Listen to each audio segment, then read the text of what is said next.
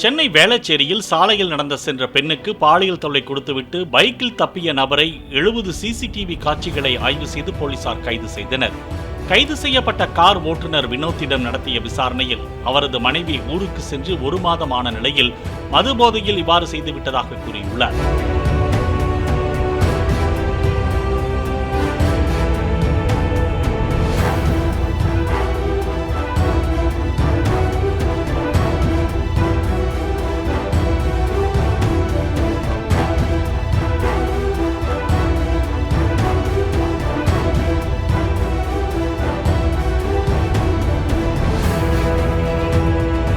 Play store மற்றும் app ஸ்டோரில் இருந்து பாலிமர் செயலியை QR கோடு மூலம் பதிவிறக்கம் செய்யுங்கள். செய்திகளை உடனுக்குடன் பெறுங்கள்.